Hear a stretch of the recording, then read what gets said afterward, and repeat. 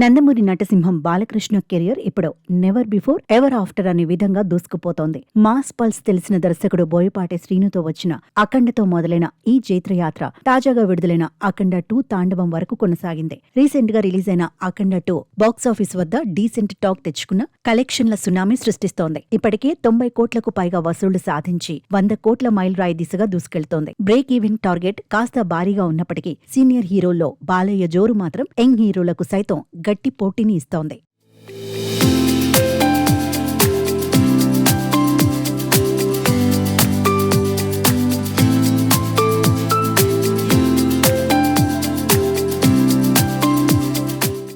ప్రస్తుతం బాలయ్య తన తదుపరి చిత్రం ఎన్బీకే 111 కోసం సిద్ధమవుతున్నారు. పక్కా మాస్ యాక్షన్ ఎంటర్టైనర్ గా పేరుగాంచిన దర్శకుడు గోపీచంద్ మలినేనితో ఈ సినిమా రూపొందబోతోంది. పీరియాడికల్ డ్రామాగా తెరకెక్కుతున్న ఈ చిత్రంపై భారీ అంచనాలే ఉన్నాయి. ప్రస్తుతం ఈ సినిమాకు సంబంధించిన ప్రీ ప్రొడక్షన్ కార్యక్రమాలు శరవేగంగా జరుగుతున్నాయి. అయితే ఈ సినిమా తర్వాతే అభిమానుల అంచనాలకు మించి ఒక మెగా కాంబినేషన్ సెట్ కాబోతోందంటూ ఇండస్ట్రీ వర్గాల్లో ఓ హాట్ టాక్ వినిపిస్తోంది. బాలకృష్ణ బోయపాటి శ్రీను కాంబినేషన్ లో 5వ మూవీని తెరకెక్కించబోతున్నారు తెలుస్తోంది. ఇప్పటి వరకు వీరిద్దరి కాంబోలో వచ్చిన చిత్రాలు అన్ని బాక్సాఫీస్ వద్ద సంచలనం సృష్టించాయి. ఇప్పుడు ఈ పవర్ఫుల్ కాంబినేషన్ ను ప్రఖ్యాత నిర్మాణ సంస్థ గీతా ఆర్ట్స్ తమ బ్యానర్ కింద ఫైనల్ చేసినట్లు విశ్వసనీయ వర్గాల సమాచారం.